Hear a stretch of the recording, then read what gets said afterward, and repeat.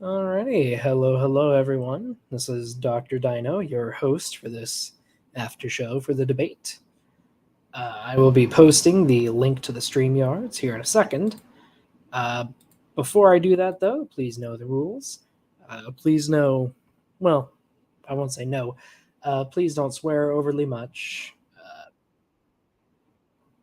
Guess I should mute myself. Please don't swear overly much. Just be kind to one another. If you start yelling, I will most likely mute you. And yeah, let's not have that. All right, posting the link now.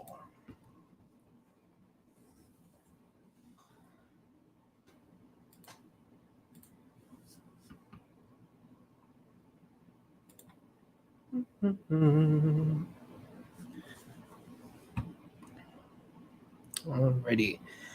And if the debaters do show up, they will get highest priority, fair warning. But we'll get as many people in as we can to hear their thoughts.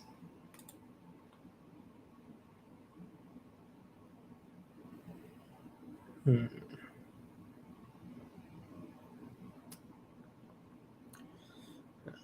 guess might as well share my thoughts. Seemed all right for the most part. Grayson was fantastic as usual. Hello, Captive Desk and Brian Diaz. Basically, feel free to click the link. I'll add you if I can. Just be polite. Don't scream too much. And don't talk over anyone too much. Please, please, please. And, looks like we got Grayson. Hello, sir. Hey, Dr. Deinonychus. Howdy. How's it going? Well, pretty good, I guess. I'm just recovering from that 2.5 hour extravaganza. Yeah. Did he convert you? Yep, I'm totally 100% all in now. He totally laid out some great arguments. No, I'm just kidding. What did you think of the debate tonight? Well, I did get the notification, so I kind of saw a bit of the beginning and a bit of the end. But, I mean, me and a friend had a little bit of a discussion about him talking about us drilling into the mantle, which yes, yep. So that was I was not familiar with what he was talking about, so I didn't really make a comment on it because there were a few things that he brought up. Like we didn't really agree beforehand, like what was going to be brought up. I didn't really know what he was going to say, other than he just said, "I'm going to use radiometric dating to prove young Earth creation." That's all he told me. So I didn't know how he was going to do that, what his argument was, or what he was going to bring up.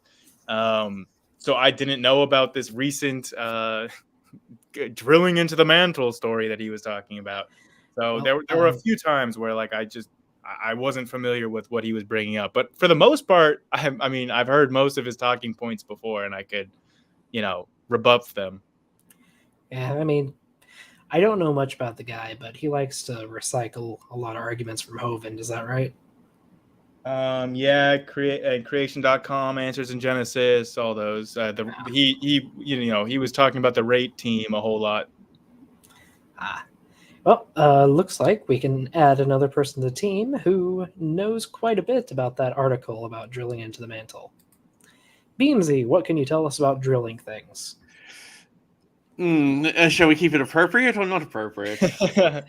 Preferably semi-appropriate. That article is not really fully fleshed out yet because they're only preliminary arguments yet. It was only released on the 8th of June, the basic idea of what they had done. As to it being radiometric dating, hasn't even done yet. It's still on the vessel because they're actually drilling near Reykjavik now, and that's not going to be finished until mid-August. So it won't even be into a nuclear science lab until mid-August. So what was... I understand that his characterization of saying that this is the first time we've drilled past the crust into the mantle, I understand that that's very problematic. But what about his characterization that the amount of lead that we found in these drilling samples was much, much different than what was expected? They don't know that yet. That's what I mean. It hasn't even gone to a nuclear science lab yet. Yeah, this is like weeks old. There's not even a proper scientific paper written up yet. Yeah, so okay, he's definitely putting the cart before the horse then. Yeah, it honestly sounds like he really just read the headlines. Yeah, and what they did is they drilled into one of the large mountains caused by the Mid-Atlantic Ridge and drilled into that, not the actual into the crust, into the mantle. So that was even a misrepresentation as well. So, yeah. What a surprise. He was misrepresenting data? I mean, I think that's what he was doing most of the time, like with that with like that the lab in Ukraine that he was talking about. He's like, "Oh well, you know, they produced apparently they produced these isotope ratios, but it doesn't sound like it was any of the isotope ratios used for radiometric dating, but he says apparently they produce these isotope ratios, the same ratios that they're on Earth in this lab, which I'm pretty sure that he's mischaracterizing that experiment, but I didn't have the experiment in front of me, or nor had I read through it, so I didn't feel like I could comment on it. But I will be reading that experiment much more closely, and I'm pretty sure that what I'm going to find is not the way that Matt was characterizing it. Yeah, most likely. By the way, I have been curious. What's your degree in? I have a degree in biochemistry. Okay. Well, But I let me am say, you thinking are about I'm thinking about going back for a master's in physics. So I mean, my interests are pretty varied. Yeah, fair. I will say, as someone who studies geology, you do a very good job on communicating geology stuff. Like, And you're pretty good at it. one thing you miscaught him on is the palladium halos. Yeah. They're radon. They're not palladium. The polonium halos don't have polonium? No, they're not palladium. They're radon. Why are they called polonium halos? They're not. They're just called palladium halos by creationists. Well, to my understanding, you can make those halos with a number of different elements, and polonium is one of them, right? It's because the first person that wrote up about them was using it to support his argument until they were scientifically tested and found that the ones he was calling polonium were radon. So they're just called halo events within igneous rock. That's what they're actually called. Huh. Was that whoever McQueen's advisor was? Yeah, one of his. Yep. So that's the only way, the only like the source that I know about those from is specifically from McQueen. So that's why I've known them as polonium halos, because that's how I was introduced to the concept. But I did try to clarify that these halos are, you know, not just polonium halos, but yeah. But I still think isn't there like a subset that is polonium, or is that just not even close to reality? Not even close to reality. They're radioactive decay halos within igneous rock. That's what they're actually called. Hello. Really quick, welcome to the stream, Mark. Yeah, I just popped on. Grayson, make sure Donnie updates your the debate, because he doesn't have your link on the debate. Oh, good call. Yeah. You got to watch that stuff with Donnie. You got to watch it. I appreciate you having my back on that, Mark. Maybe he was going to put it on later, you know, maybe, I don't know, but it wasn't there when I got there. I don't, but then again, in fairness, neither was. Raw Mats wasn't either, so, you know, he might have just had to do it quickly and start it up, so I mean, yeah. It happens. No, there's a story with me and Grayson, like, so I got a little bit miffed because I went back and saw one of my debates on Donnie's, and I just, in my usual sort of, you know, random way, I clicked on the link because I'm like, that doesn't look like my channel. Clicked on the link to me, and it went to a previous one of my debates on Donnie's channel, right? And so I emailed Donnie and said, oh, you know, this is, you know, it doesn't link to my channel. I'm kind of a bit annoyed about it. And he's like, oh, sorry, it was just, you know, a mistake, kind of, I don't know how it did, you know, that happened, kind of thing. No problem, whatever. I'm like, you know, these things happen, kind of thing. So then I was watching a debate with Grayson, and I noticed that it wasn't his channel either. Clicked on it, and it went to a previous debate of Grayson's on Donnie's channel. So, you know, it's kind of unlikely to happen twice, is what I'm saying. But that's Donnie for you. We love him because he is, Donnie Deals. I love Donnie. He's so he's so transparent. Like I just like Donnie. All right. Well, really quick, just going to say, y'all, I do not have the premium StreamYards, at least not yet. So I have 6 people slots. I can drop out if you need me to. I was going to have a bit of a if I need you to, I might request it. We'll see. No problem at all. Yeah. By the way, Grayson, feel free to put your @ below your name if you want. I think I have that enabled. Ooh, yeah. Look, one thing I'll say about Donnie is he is so organized and so good for debating on. Like he's got his debates organized weeks in advance. He's always on time. He's never, he's always reliable. I'll say this about Donnie: he is a professional. Like, don't get me wrong. Like, he really is good at what he does. I will say that. Speaking of saying things about people, we have someone new to add. Welcome, cool. Andrew C. Welcome. Oh, Andrew Cummings. Hello. Thanks for having me on. Hey, Andrew. Have how you any doing, thoughts on the debate or the topics? So I unfortunately didn't happen to see much of the beginning of the debate. I was off doing some other stuff, but I did catch some of the Q&A and end portions of it, and from what I could tell, it was an interesting geological discussion about radiometric dating and whatnot. Science. And I also want to say that I really, really appreciate your compliment from earlier, Doctor, because geology is not a field that I would consider like a strong suit or a forte of mine. So I really, really appreciate you saying that.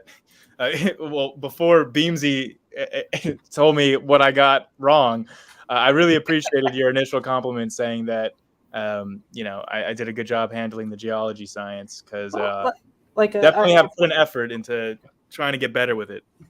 I've watched a few more of your educational videos. I think you do a pretty good job of breaking things down for the layman, and that is you do. a skill a lot of people need work on. Yeah, I wasn't actually giving you grief over it. It was a matter of this is one of those obscure things that a lot of people don't know about because they hear about the radon palladium halos from Creation's Tiny Mysteries, I believe is the name of the book.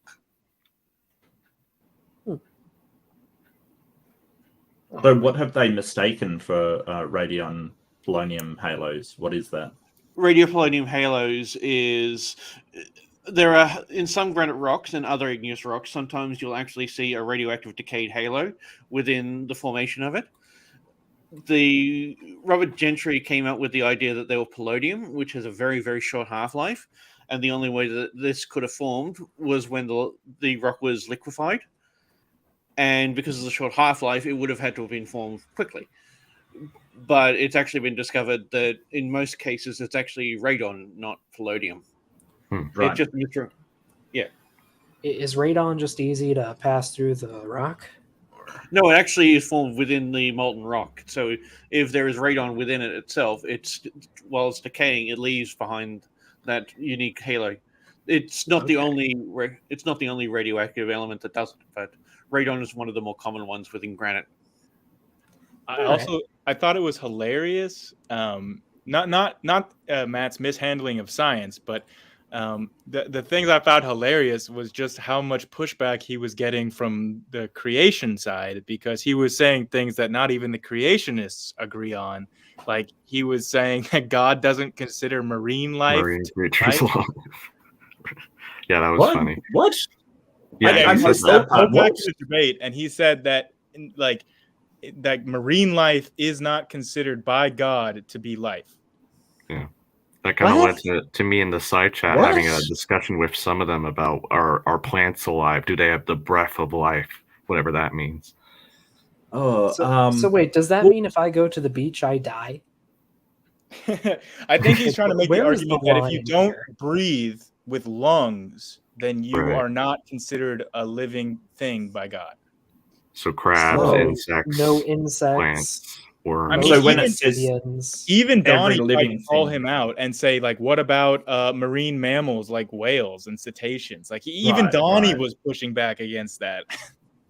Well, I mean, to be fair, whales do have lungs, though. So. Exactly. But That's- Matt Yeah, answered so it by that would saying, be life. Yeah. Matt answered it by saying that like in the future, God's going to get rid of the oceans. Apparently, that was also news to me. But he says that that's in the Bible.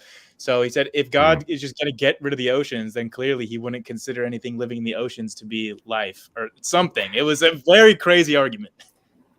Yeah, Well, like that's I could take weird. that a step further and say, by that logic, there shouldn't be any life in the ocean today either. Yeah, because I know, and it's there was just- a point it's- where he it's starts talking weird. about how things like whales would have evolved from much smaller animals that survived the flood. So so he's just basically saying that evolution happened super fast after the flood to cause like all of the large marine life to grow to that size. Right, but that's not evolution, you see. That's just adaptation within a kind. It's not the same. Well, Yeah. sorry. Speaking of adapting to new circumstances, I didn't realize there was a second row of icons here. Howdy there, Diaz. I'm gonna guess your name is. Hope you weren't Hey waiting. guys, to how you read. doing? Hey, Yeah, good Hello. mate, yourself. I'm all right. is this I think I was seeing you in the live chat of the debate, like Brian Diaz? Yes, sir. Hey, I saw that you were asking to debate me on something, but I didn't hear the topic that you wanted to talk about. Yeah, so I never actually debated online before. I did a lot, like, in the streets of New York and New Jersey, but I never actually. So I'm a newbie to technology, as I told Donnie. So I have a whole plethora of things I would like to talk about. I'm not up to speed on some of the new age science from both sides. It'll be more so on the. Okay, so my platform is this. Most atheists or evolutionists will call Christianity a religion, right? Yep. Yes. So my whole platform is this. They will be asking you, are you a communist? Right? Nope. Okay. Most people usually say no. And my follow-up is, if you're not a communist, then why does most people who are not a Christian usually divide the pie in completely equal slices? Actually, they usually give Christianity a split of the pie, not even equal, despite all the exclusive, remarkable things that Christianity has done, or to focus on the exclusive wrong they find in it. But it's a common bias I love to point out, and that's something I like to debate about. I think this Yeah. is my area. So what has Christianity done rather than Christians themselves? So when you're talking about sort of what certain things have done, like communism hasn't actually done anything besides maybe change the social political structure of certain countries, right? And I'd argue that it's actually probably done some harm because those countries have generally not worked out too well. But that's another discussion on communism. So what has Christianity done? Really Right. quickly, before you answer that, I just want to ask for clarification. So what you're wanting to debate about is that Christianity has overall had a much more positive impact on the world than a negative impact. Is that correct? Not actually, no. What I'm trying to get at is that there's, I don't even know how many religions. They claim thousands, right? And so when people use the term Christianity is just a religion, or because a book says a thing, right? I think that's in itself a very cheap bias, because the Bible is the most stolen, the most given, and the most purchased, quote unquote, book of all time. So that right there. Oh, well, it is the best-selling book of all time. Yes, that's unequivocally right, true. and the most given, And sure. I don't know that's true, but sure, right. let's concede that for the sake of the argument. Sure. Right. So that in itself, to say because a book says a thing, it's not a book. Yeah. That in itself is a major bias that I think is. I honestly insult Christians. I honestly insult Christians for being so soft when people say that, because if anybody else had that title, you guys wouldn't be that soft on letting people say that, right? I don't believe so. Well, so wait, do you know what the second? Do you know what the second go ahead, Chris. most highly distributed book in history is? Distributed? What, it would be. I don't know. It would be the red book, Mao's book of communism. So I would just say, like, if you're trying to make the argument that just because it's a very popular book, that has to mean like it's. Well, no, there's a difference here. We have the most sold, stolen, and given. So those are three different categories you can't associate with what you mentioned. But what if it wasn't? Would your argument change if it wasn't the most sold, stolen, and given book? That's just one pillar. But that's a pillar that DMZ dropped. Okay. Yeah, that's just one pillar, but that's one pillar. Like I said, I think Christians are way too soft on that pillar to allow the non-believers to say because a book says a thing. It's not a book says a thing. This is not simply a book that was forced upon the people. Yeah, I'm sure the Catholic Church did it, but they corrupted the Bible, to be honest, and they revised it for their own doings. But yeah, so the Bible also, the other thing that it did that is completely exclusive that Christians are too soft about is Christianity in itself. I'm not simply laying on a moral standpoint. I'm actually trying to show how it's not just a book that says a thing, because as scripture was being completed, as the original manuscripts were there, and and I'm sure you guys agree that Christ was a historical person at the very least, I would imagine. So these things sparked a movement.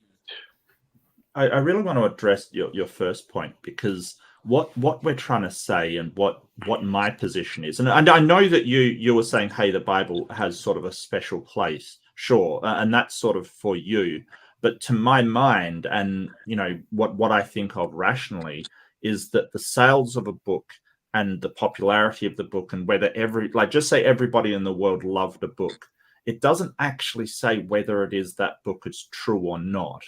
Like, for instance, if in the future the Quran was incredibly well sold, like just say that Islam had a massive surge of popularity, right, and the Quran was the most sold and most stolen and fulfilled all of your criteria, I'm sure you wouldn't say that, hey, that would make the Quran more true, right? One thing is independent of another, right? That's not my favorite example, because the Quran stole from the Bible to make its platform. I understand what you're saying, though. Yeah. So one thing is sort of distinct from another. That's why I use the word pillar. It's not the whole building, but it's a pillar, and a strong one that I think that, again, Christians are too soft with, and the non-believers get away with saying, "Oh, a book says a thing." It's not just a book. But besides the stolen, given, and purchased aspect, I believe it actually had the biggest chain reaction. Even to this day, people are dying for the Bible more than any other book that says a thing. To this day, 2,000 years later. I would say that people are dying for the Quran in greater numbers, to be honest with you. I don't think that's as widespread as Christianity, because Christianity in the Muslim nations, that's happening. It's happening in North Korea. It's happening in China. The social persecution in other areas is happening. So when you actually include the Muslim nations that are persecuting the Christians, I don't know if that's true, but historically speaking, it's the Bible. You've got the Uyghurs in China as well, who are being sort of locked up wholesale kind of thing. There's a lot of stuff. Like, don't get me wrong. It's just like, I get where you're coming from, that there are these things that are unique to Christianity, right? So the amount of sort of, in these countries that you're saying, yes, there's a lot of persecution of Christians. I wouldn't argue against that. That's a fact. But the way that I see it, Diaz, is that's independent from the truth of it, right? That whether a book is well sold and a book is true is two separate things. And we know that's the case because even if Harry Potter became the most sold book in the world, it wouldn't make that book true. So what I'm sort of describing is kind of a logical problem where you're sort of saying, hey, because this book is well sold, it's true, but you wouldn't apply that standard to any other book. And that's where my problem with that argument is. You're not letting me finish how I'm connecting that. Sorry, just really quick. We do have another person waiting to get in the stream, so I'm going to go ahead and add Captive Desk / Dave. Welcome. Hey, Dave. Hello, everybody. Yo. Hello. Hey, I just wanted to pop. Let me just say real quick. I just wanted to say, hey, Doc, wishing you luck on your new channel. Thank you. Grayson, always good to see you. Mark, always good to see you. Andrew, always good to see you. And I don't know you, Diaz, but hey, good to see you. Likewise, buddy. Really quick, Diaz, before you respond to what Mark said, because I do agree that the popularity and the impact of something doesn't speak to whether it's true or not. I do agree with that point. I'd like you to express it. But before that, I just wanted to ask Mark a question, or anybody in this panel. Has anybody read the book Dominion by Tom Holland, where he talks about, at least from his perspective as an actual historian, he talks about how he thinks that Christianity impacted the world. It's a pretty interesting read. Tom Holland, like the actor Spider-Man? No. Tom Holland, the British historian. He just has the same name, but he's much older. He was there first, and yeah. That'd be interesting. He's a pretty great British historian. His books are actually pretty good, but he has one called Dominion about Christianity that is well worth a read. Yeah, but I would kind of argue that Western classical thinking had a huge impact on the Western world as well. Like, so ancient Greek, and our entire democracy is formed upon the ancient Greek democratas. Right. So I would. Oh, sorry. No, go for it. I was just going to say that another book that I would say has had a bigger, larger impact than the Bible potentially would be Euclid's book on mathematics, which was used as the definitive mathematical text, not only in the European Western world, but also in the Islamic world. So you have an impact that reaches beyond just the Christian nations. That's true. But what do you call the Christian nations? Because Scripture, it started in an area smaller than New Jersey, and I would say the Christian nations are the nations that are dominantly Christian. But there's Christians in other nations that are not just that, and that's kind of where I was getting at. What I was trying to connect to was that it wasn't just a book that sold, stole, etc. The most. It's also the fact that can you guys name a religion that migrated as much as Christianity did? Excluding Judaism, which is connected, obviously. Islam, but again, Islam, number one, that came 600 years after Christ. And secondly, Buddhism? Yeah, no, they're kind of more, they did not migrate at the time of Christ, though, to the level that Christianity. Do you know where Buddhism started? In India. Right. You know where the largest Buddhist populations are now? Like China, Southeast Asia. You have a ton of Buddhists. In fairness, India and Asia are right next to each other. Philosophical. There's a difference between theistic Buddhism and India is not a big stretch. They're two huge countries. They're very popular countries. So everybody was still in their social, the Eastern philosophy is still within itself. Whereas Christianity went to areas that was completely the antithesis of that. Well, I feel like that could be due to historical contingency, though. Right, rather saying than Buddhism. Just thinking about the religions for a second. In Christianity, you are encouraged to do as much as you can to spread the word of God. Right. I don't know much about Buddhism. That is also the case. They might not have a similar. Oh, they are similar in that regard? Yeah, in early Buddhism, there were literally Buddhist missionaries that went as far as Egypt. And we actually find evidence of historical Buddhists in Egypt. They spread it far and wide. China had nothing to do with Buddhist or the Buddhism came from a tradition, the Sramana tradition in India. The religions in China were totally different. That is an example of them taking Buddhism and spreading it out to the rest of the world. Huh. Well, I am not a religious studies major. I did not know that. Need to know. But the Eastern philosophies are very centered off of the same kind of rhythm. Okay, they have a lot of the same kind of afterlife and the reincarnation aspects. So it wasn't hard for that to flourish in those Well, Not in by areas. that China. logic, so would Abrahamic religions, right? What was that? I said by that logic, so would all the Abrahamic religions be very similar to each other, right? Yeah, like Christianity built off of Judaism, Yeah. And I just want to Well, say the but cultural there's tradition, prophecies in there. There the was cultural prophecies in tradition Judaism. where Buddhism started, like, is a totally separate tradition than in East Asia with China. There was not reincarnation. There was ancestor worship. It was a totally different cultural background between China and India. They're independent.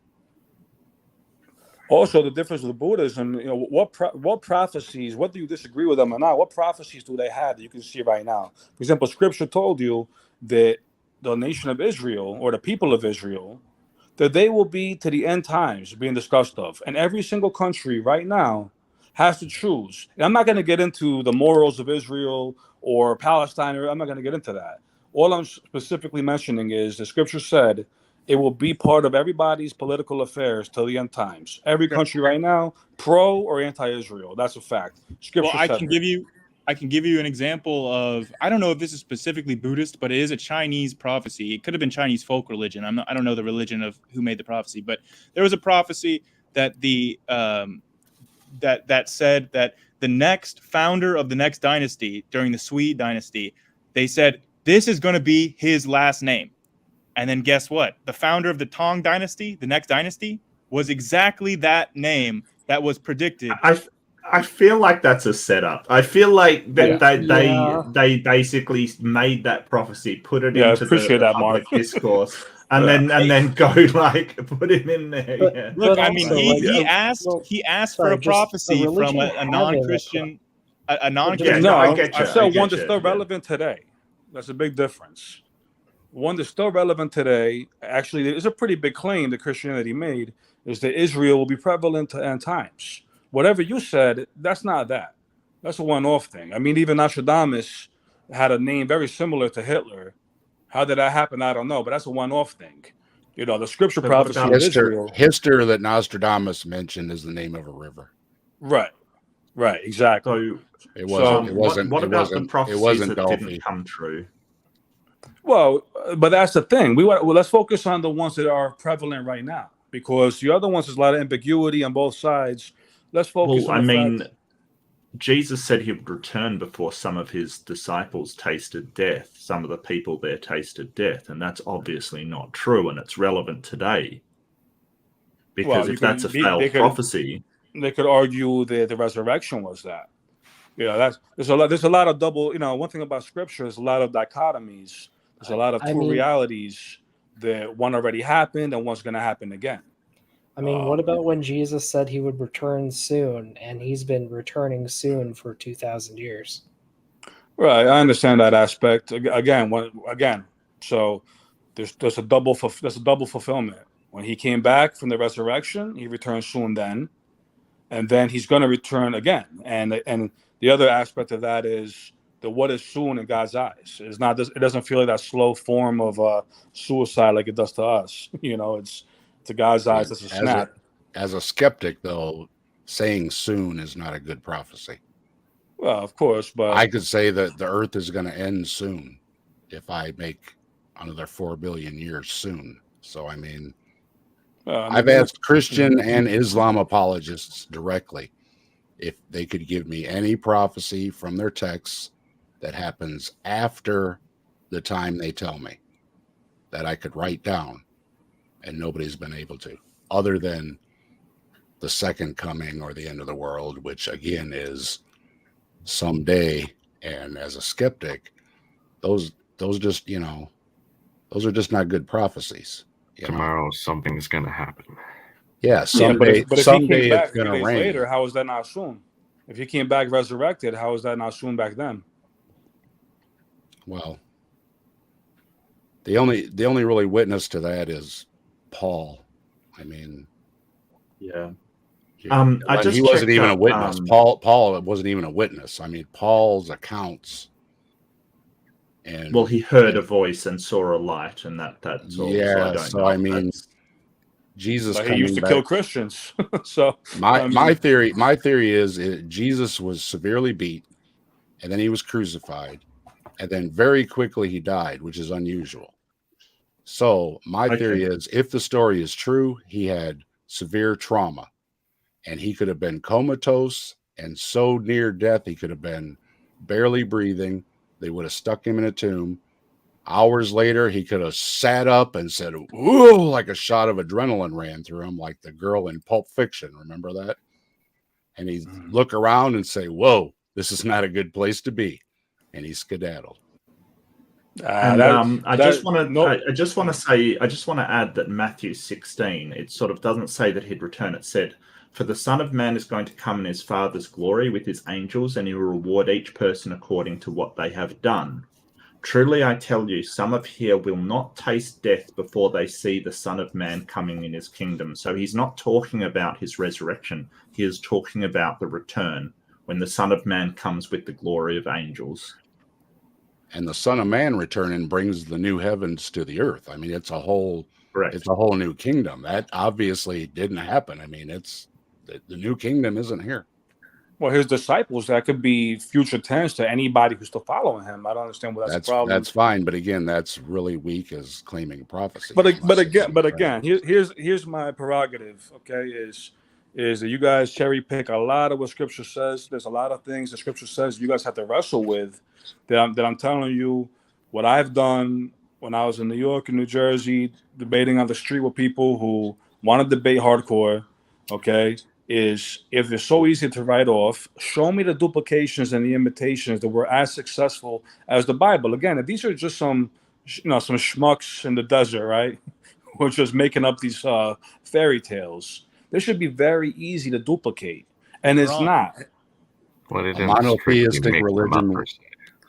Monotheism was popular because there were so many polytheistic religions, and you had to do so many things and appease so many gods in so many ways every day. And along came somebody that said, "Well, you can forget about all that. We only have one God." And everybody said, "That sounds a whole lot better." And let's not forget. Hang on. Let's not forget that anybody that sort of varied from this scripture was kind of killed. Yeah. Like, you can't say, well, where are the copies and where are the variations? Or Islam's a copy kind of thing. Islam's a variation of the Abrahamic story. I said that before. Well, I mean, there was like things like the Cathars, for instance. The Cathars varied from the Bible and had their own sort of sect that then the Catholic Church went in and killed them all, like exterminated the entire religion. The Catholic Church is very corrupted. If Jesus came back today, though, he would go to temple. He wouldn't go to a church. He wouldn't recognize that. Well, as the Bible verse says, the Holy Spirit does not dwelleth in a temple built by human hands. That's in the book of Acts. So I'm not one of them Christians who think you have to go to a building to follow Christ. So I like to draw. A Jew would, though. So sorry, Dave, if I may. Go ahead. I like to draw analogies. So right now, the highest grossing film of all time is Avatar. So does that mean that Avatar is the best movie the best movie of all time that all other movies should be compared to? Certainly not. No, and there's a difference when I say that the Bible is the most stolen, given, and purchased book of all time. There's a difference because when you got to mix in the prophecies and the truth claims, you have to understand something. In the human mind, especially back then and even now, everybody wanted to claim to fame. Philosophers, nowadays, I guess it's people who talk about science on every side, right? Everybody wants this claim to fame with this access to truth that other people are going to say, wow, you're the one who figured it out, right?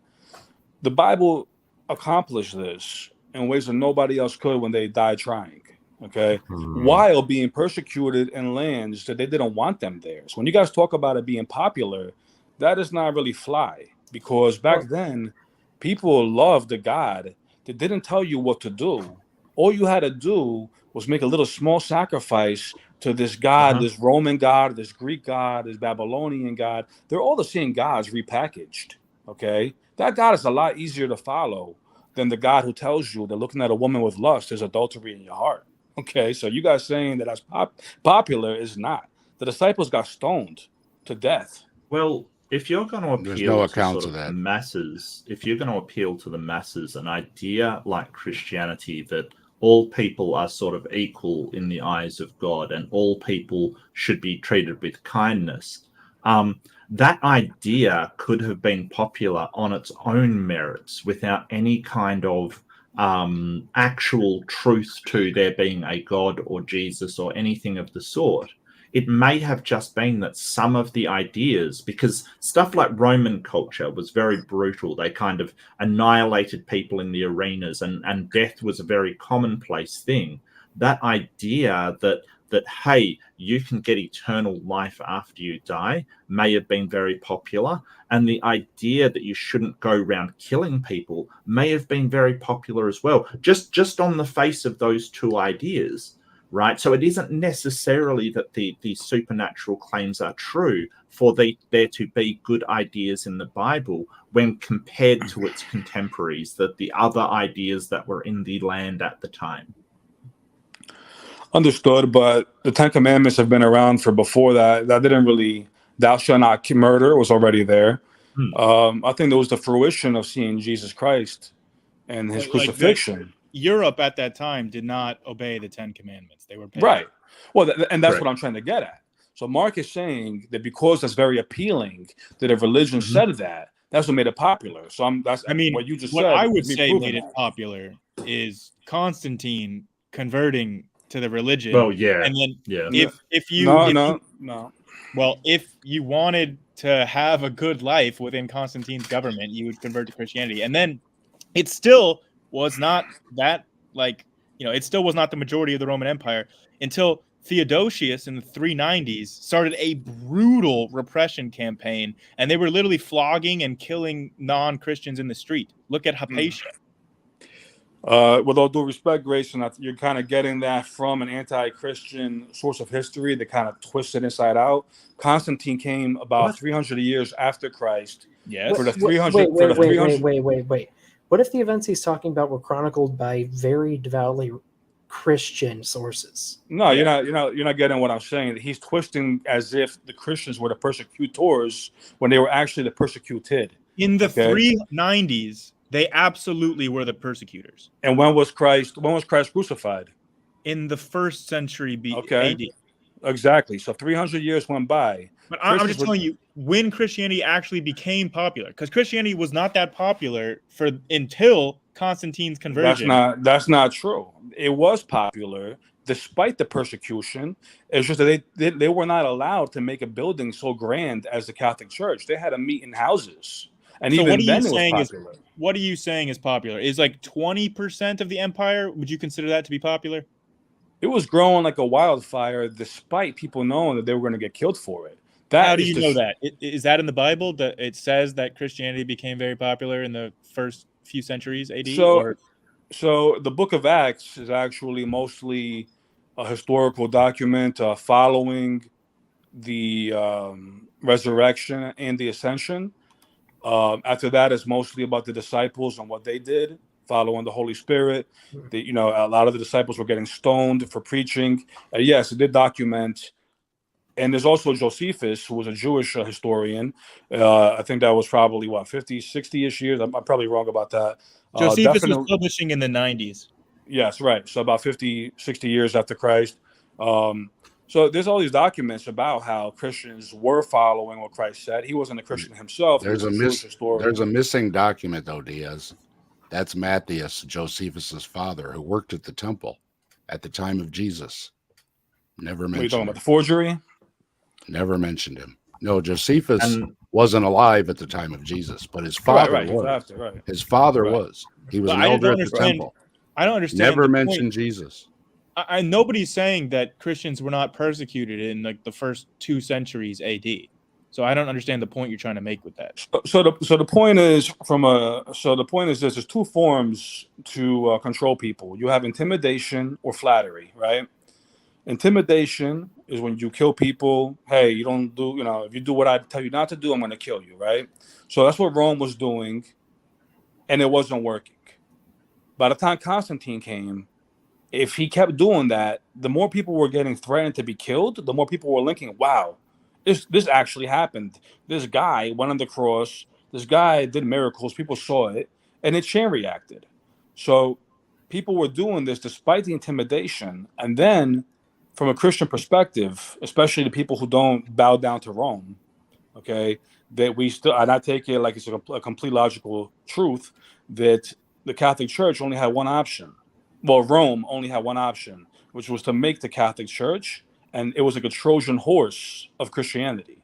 The same people that were killing Christians now mixed sun god pagan worship with Christianity. That's all that happened. Sure. Sorry. If I may, really quick, we have been on this topic for a little bit. Would everyone who's interested just maybe give a quick summary of their opinion now that the discussion's been happening? We could maybe set up an actual discussion on this topic at a later date. Okay. Like with people having time to prepare, I'd be down to host that. But Doctor, is a debate review for the Age of the Earth. Yeah. Not scripture. I do have a question for Grayson. What do you think about? Should we just sum up and then go to question? So you're going back to the debate, are you, Dave? Well, yeah, that's I kind of wanted to talk about. Yeah, well, we just want to sum up first and sort of just give our position on this topic, quick, right? Please. So, I would sort of say that just because an idea is popular, or it spreads fast, or it is pushed by certain people, or a book becomes popular, or a film becomes popular, or something becomes popular, doesn't mean that it's actually true. You have to get evidence for that thing being true independent of people believing it, or else you're just appealing to a popularity kind of thing. I think that needs to be really stressed, that that's sort of a logical fallacy. I agree. I think that some of the prophecies in the Bible failed. The siege of Tyre prophecy failed. Some of the things that Jesus was supposed to do failed. So I don't see with all of these misses that prophecy is particularly strong reason for the Bible. And I'll just leave it there and probably take off very soon. I'm sorry, I've got to go, but it's all thank right. you. Dave, you had a question then? And then I believe Andrew has one after you. Yeah, I wanted to ask Grayson. It seemed that every time you had Matt cornered on something, he would fall back to, well, it's just a conspiracy. People are just being bought off. And are you finding that? Are you finding that a lot doing these debates?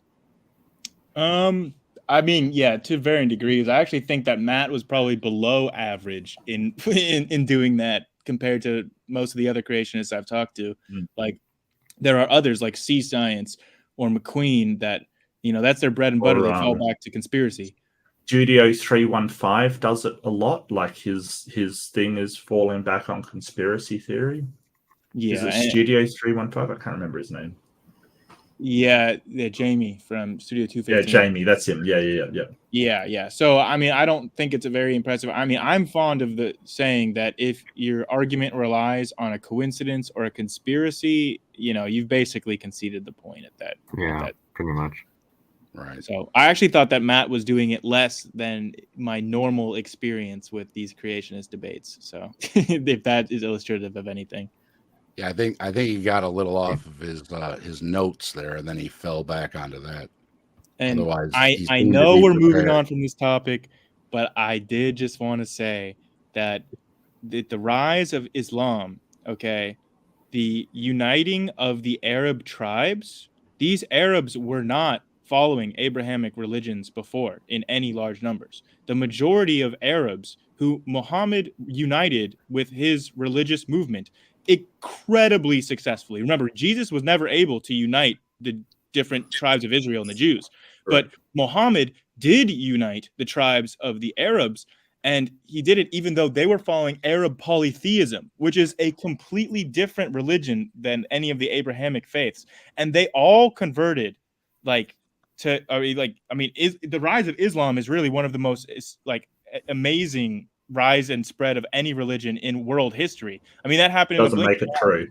And it mostly happened during the lifetime of the prophet, which is not the case for Jesus. Jesus did not have that many disciples in his lifetime.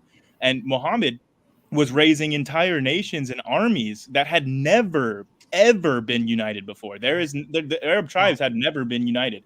And not only that, but they had one of the most impressive strings of military victories anywhere in human history. I mean, and people were literally converting because of that alone. They were saying, look, these guys have not lost a single battle. That means God's on their side. And they were having huge amounts of conversions for more. But none of that makes it true. Yeah, I know. But I'm just saying, so when we compare the first, can I respond to all that? Yeah, Grayson, sorry. Yeah. Just to keep things fair, Diaz, feel free to take 30 seconds or a minute to respond, but then and Andrew has been waiting very patiently to ask a question. Well, just sum up. We're all sort of just summing up. No, we're doing a lot of rabbit trails. We're doing a lot of rabbit trails. Again, Muhammad, just to touch base, I had a lot of Muslim friends growing up. Where I'm from, a lot of Muslims are there. So, again, number one, Muhammad used the Bible as a platform. Number two, Islam, just like the Catholic Church, Islam used the Abrahamic religion to mix with moon god religions, okay? The same way that the Catholic Church did with sun god. That's why the Catholic countries, a lot of them have suns. A lot of Islamic countries have moons to this day on their flags and symbolism. It's all the same thing repackaged. It's all from Babylonia and then Greece, then Rome, okay? And this is all the same thing. But he did the same thing the Catholic Church did. He used the name of Jesus for authority, and then he made his own little mismatch. Also, you mentioned that he had armies. Christ didn't have an army. He came as a carpenter. You know what I mean? So, doing a communist thing. You're taking somebody who took, you're giving them a bigger piece of the pie when they should have a smaller one. All right, and that is about time. And I would like to highlight this from Missing Mod.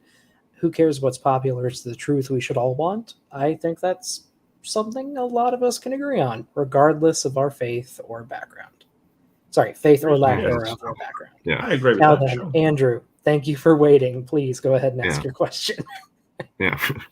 I didn't mean to rush everything, but no, you're fine. I think Matt was talking about, or you and Matt were talking about zircons or something related to that issue, Grayson, right? What exactly were you disagreeing about, since I didn't happen to catch the beginning portion of the debate?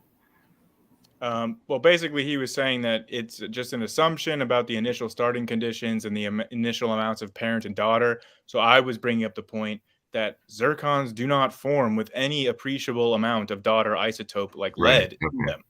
So and then we kept going back and forth on that because it seemed like that was a new fact for Matt that he wasn't aware of, but he didn't want to acknowledge it. But I assume you mentioned the kind of chemical impossibilities of it too, or was that kind of part of the challenged him. I said, show me one example of a zircon crystal forming with any appreciable amounts of starting lead. If you show me that, go ahead. But yeah, which would be kind of hard because lead just does not fit into the crystal structure. Correct. Right, yeah, and I think the real killer one is argon. Like argon is a gas. Like zirconium crystals do not form with argon in it in any way, shape. Like there is no possible way you can find argon in newly formed zircon crystals. It just doesn't happen. I don't know if he talked about this at all, but I'd love to hear his explanation for why we have uranium. I believe it's 235, 238, and is it potassium 39? I think it's potassium 40 in let me look up the decay chains. Regardless, I think in zircons it's potassium 40. Isotope. Like all three of these can be locked into the same zircon crystal, and all of them decay at different rates, yet they always agree on their age. Yep. That's a great point. And ain't that a quinky dink? I want to ask this to some of the people on the panel that know more geology than I do, because he was talking about specifically with argon gas. He was saying that when you have like these samples forming like deep underwater with a lot of pressure, then the amount of argon that escapes is going to be less. So like with potassium argon dating, you have higher amounts of starting argon whenever the sample is being formed very deep underwater. And he was saying that that the primary way that we date the mid-Atlantic ridge and seafloor spreading, he was saying that they're using potassium argon dating, which I don't think is true. But I don't know about that, but I'd have to look more into it. But yeah, what he's saying about potassium argon dating and all the underwater volcano stuff, I think that's broadly speaking true. I thought that was the case as well, but I was like, I brought up the point that all that means is that scientists have to keep that in mind whenever they're sampling from underwater sources. And remembering that not all potassium argon dating is done on marine rock sources anyway. Yeah. I don't know too much about it myself, but I do know that at least with terrestrial samples, we do use potassium argon or argon. You can. They don't really talk about argon dating that much, do they? I was just curious about what the primary radiometric technique that is used for the Mid-Atlantic Ridge dating is. Right. Ooh, I don't think it said that in the article that I was reading. They just sort of had an overview of what they did. What you were saying, I'd assume it would. I don't think they've even produced a paper on it yet. That's the thing. No, they haven't. So Beamsy and I were talking about it earlier. Basically, all they've done is brought up the cores and gotten them on the ship and looked at the minerals a little bit. But they have radiometrically dated like samples around the Mid-Atlantic. Oh, sure. We've done that. I just wanted to know what techniques are they using, and are those techniques potassium argon, or are they other radiometric techniques which don't? We can use potassium argon. We can use either isotope of uranium. I think there's definitely more radioactive isotopes that can be in. I'd assume it'd be multiple isotopes because they tend to try to cross corroborate these dates anyway. So yeah, that's kind of what I thought. I just and I tried to say even if I conceded that the potassium argon are all flawed, the fact that they agree with non-radiometric dating methods, like calculating like the speed of tectonic movement or like paleomagnetic data, they agree with the radiometric dating. So the fact that they agree and corroborate each other would just have to be a massive coincidence in a creationist worldview. Well, they tend to talk about dating rocks of known age, and you always get uncertain or erroneous states, they say. But I think a point that should be brought up is how I don't know the specific study, but argon dating used to date the Mount Vesuvius eruption, for example, and got a date for that's within a few decades, I think. So pretty close to. Incredibly precise. It was within 7 years. Yeah. Was in my video from a couple weeks ago, if I might shill a tiny bit for myself. Chill away. I've also discussed that in a video before, because C Science, when I debated him, that I brought that up and I said that they've correctly dated Mount Vesuvius, and he said, well, I'd need to see the sources on that. So then in the debate that I uploaded, I just provided multiple sources corroborating that. Mm-hmm. It's not that hard. They just either don't go looking for them or they don't care. Try to say they don't exist. Yeah. Well, all they bring up is Mount St. Helens over and over. Yeah, that tends to be the big thanks, one. Steve Austin. Thank you so much. Well, I don't know why you would use the methods on such a short, something that just happened. You really shouldn't. Right. The mantra that I like repeating with that is that incorrect methods create incorrect results. Right. So if you're using a method incorrectly, you should fully expect that your results will be incorrect. It's like Steve, the common analogy is Dr. it's Dino trying and to use a. Sorry, go ahead. Well, Dr. Dino and I saw a video where somebody was saying that these rocks couldn't be millions of years old because we used carbon-14 dating on them and only came out to 50,000 or so. Gave me a and that was from that was from a Harvard-educated PhD geologist. Oh my God. Oh no. Yeah. Yeah. Because For anyone who the doesn't limit know, of carbon don't dating trust Kurt Wise, is the man 50,000 years. You lies a can't lot. get an accurate response Sorry. after Wait, he that. said You they were won't- you won't millions get of anything years? else. Yeah, like they said that it couldn't be millions of years because they That used doesn't make carbon-14 sense. dating and came to It was that's a the limit of if I carbon-14 may, dating. it was a documentary, documentary with liberal air quotes, hosted by Kurt Wise. As Mark said, he has a PhD from Harvard, but apparently he does not realize that radiometric dating tops out at 50,000 years. Carbon-14 dating tops out. Sorry. Radiometric. Yeah. What did I say? Radiometric. Sorry, yeah, carbon-14 dating tops out at 50,000 years. Yeah. Like, Well, I think the common analogy seeing used, and I think that a pretty good convinced one. me that he has to be lying. Like, he has. Don't trust Kurt Wise. He lies a lot. Diaz, I'm curious, as the only creationist on the panel, what did you think of the debate tonight? So let me not get too deep into my own mind here. I used to be on the other side. Maybe not a pure evolutionist, but I used to be kind of, I don't know. I have my own theories, I guess you can say. To be honest with you, I think that we're all, and I'm being completely honest here, I think I'm being real, that we're all guilty of interpreting evidence to fit our worldview. I believe that, right? So certain things will, sometimes we're at a pivotal state, and then we will be a little more vulnerable. But when it comes to the age of the Earth, one thing I ask myself, and I can ask you guys, I can even ask Matt and Donnie and all them, is what would it take? What would it take for you to be convinced that the age of the Earth is old or young? That was a good question. And I can answer that. Right, and real quick before you answer, I guess a good example I can give is, for example, the soft tissue in the dinosaurs. Right, that to me is a great example. That to me is a great answer where it just made me realize that no matter what, most people are gonna always interpret it in the way that they want to, and that goes on both sides. That's not an insult. That's not a subliminal insult. That is. For me as humans, So, go ahead. So before we jump, what about on what this, Mary says? Just a second. Before we jump on this, just a little bit of structure this time.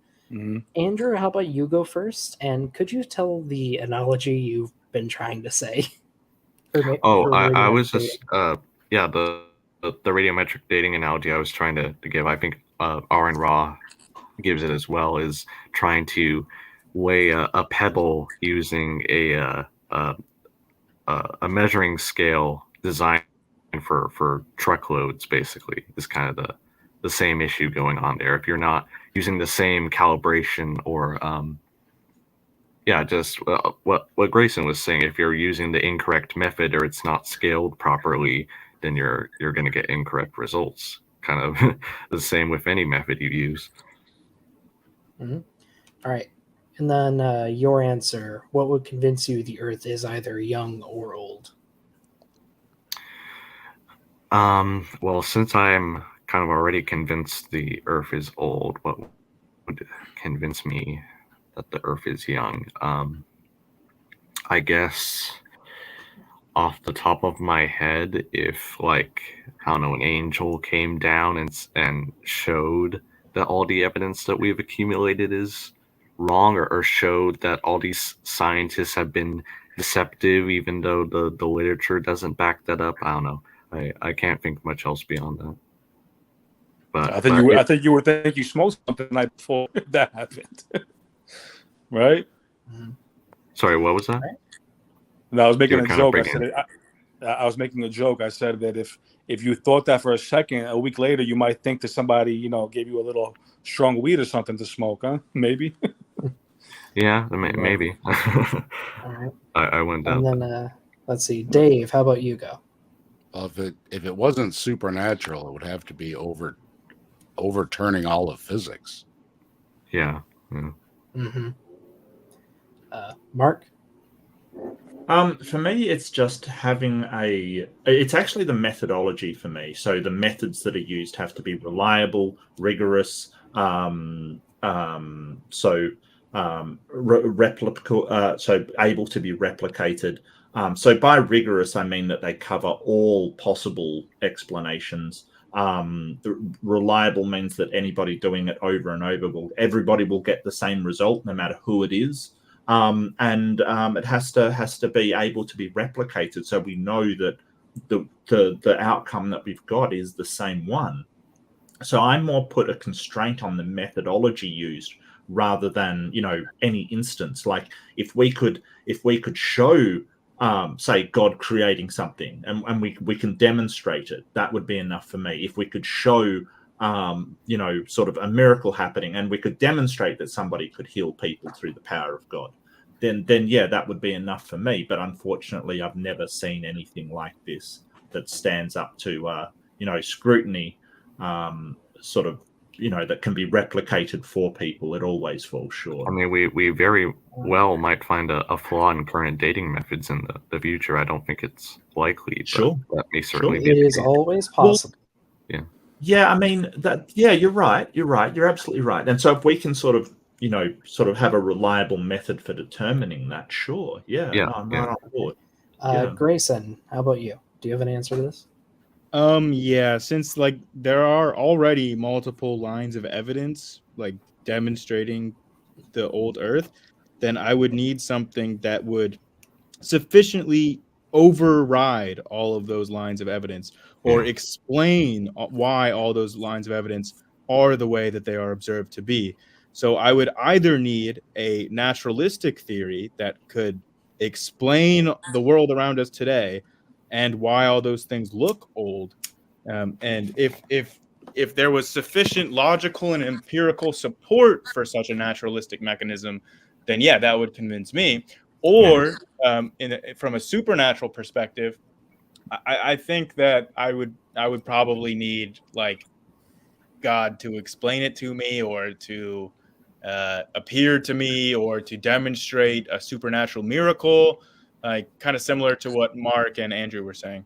Yeah, and I same say, here okay, for you've been me. looking at this the wrong I way. would- You need to get back on the right track. Sorry. Just same here for me. I would have to Okay. be shown without a shadow of a doubt that there is, one, a God, and two, that God deceived us into thinking that the earth was old when it was really young. Because considering reality as it currently stands, the earth cannot be less than a few million years old at the absolute minimum. Right.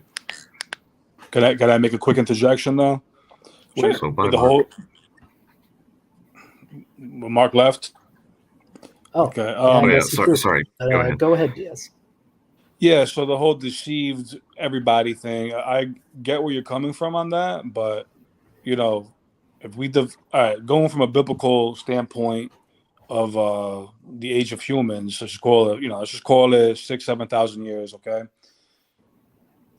Mathematically, I would say 99% of that time or 95% of that time, most people did believe in a young Earth. Maybe there was phases where they thought it was old, but based on the last few hundred years, if I'm wrong, correct me, but I think that it was thousands. I could almost swear that when I was, I'm almost 40 years old. I could have sworn that when I was a kid, I was being taught that the world was millions of years old, not even 1 billion yet. There was a range, and the But range is Right. closed. And guess what? What it settled on was just about in the middle of the range that was given long time ago. They guessed pretty good. Mhm. Yeah, can I take this one? It was Give it a shot. certainly in the billions of years old when you were a child. I don't know how old you are, but unless you're like 200 years old, then Sorry, Not if quite. I may, it depends on how old the textbooks were, because some textbooks can be really out of date. Well, I think it also depends on like if it was talking about specific prehistoric context. Like if it was talking about dinosaurs specifically, then yeah, it would be millions of years, because most kids aren't going to learn about things older than dinosaurs, I would assume, at least not a very young age. So But it the might point depend on that that too. the point that I wanted to make more broadly is that the idea that humans in the past all believed that the Earth was just a few thousand years old is it's very, very culturally dependent. So in the Indian subcontinent, like the Hindu traditions, believed that the world was like had no beginning. They thought it was infinity years old, and that it's been literally, and one eon was like billions of years old. So in Hindu traditions, they had millions and billions of years old. In the Sumerian traditions, they literally have individual kings who reigned for over 100,000 years. Right. So they also have hundreds of thousands of years. So it really just depends on the culture. Like not all. That's true. That's true. But that's why to say that God deceived everybody is not that black and white, because it did alter based on the culture and based on the age of the period of time. But we're saying that the deception is modern, as in like the when we look at the scientific evidence for what the age of the Earth is, the scientific evidence shows us that it's old. So if that's the case, but the Earth's really young, then God would have had to make that evidence appear as though the Earth is old. That's the deception.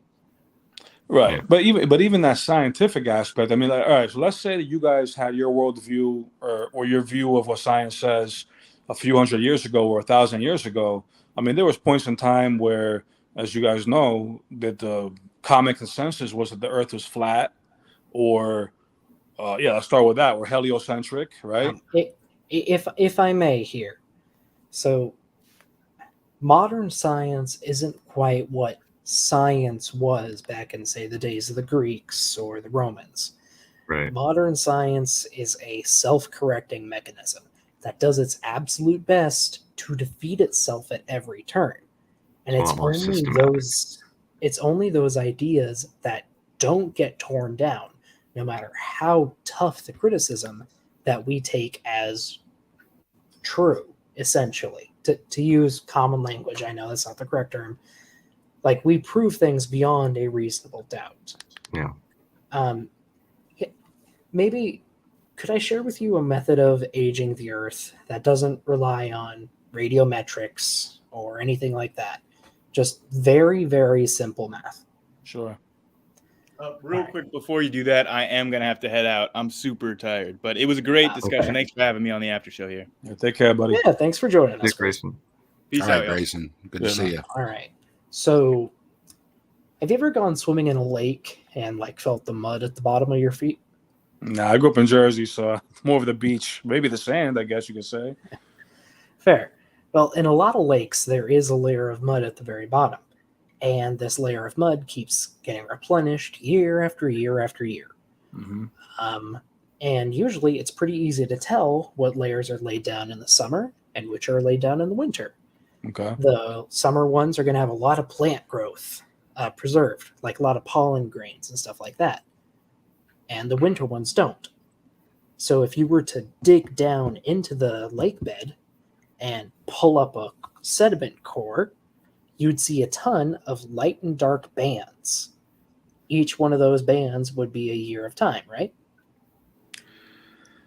Before I answer that, I've when I was younger, I was on the side, kind of on the fence, because they do the same thing with the ice, with the layers of ice, and you know, so the same thing with that. You know, is it summer or winter, or is every time, like, you know, in the Northeast where I'm from, you know, in one winter or summer, you can have a 30-degree day and a 70-degree day for a week at a time, and it'll go back and forth. So does that indicate every time that happens, or is it an annual thing? You know what I mean? Now that is a fair question, but these varves don't rely on temperature because each band you can look at microscopically. The dark bands will always have those pollen grains from plants during the summer. And then the light bands just won't, because all the plants are dead because it's winter, right? Right. I don't think the plants would change that fast if it were just monthly winter, summer changes. Mm-hmm. Right, but you know, yeah, that's a fair point. But like I was saying, the same way I used to think about the ice, and then I got showed that other aspect. So, and that's what I say to both sides. There's so many variables that, you know, there's so many variables. It can go so many ways. You know, like the soft tissue of the dinosaur fossil to me is a great one. You know, if you really want to believe in old Earth, you're going to figure out a way to say that, and vice versa. Well, let's say we do have soft tissue from a dinosaur, but just what I'm trying to get at with these varves is we can tell exactly when 1 year begins and when 1 year ends.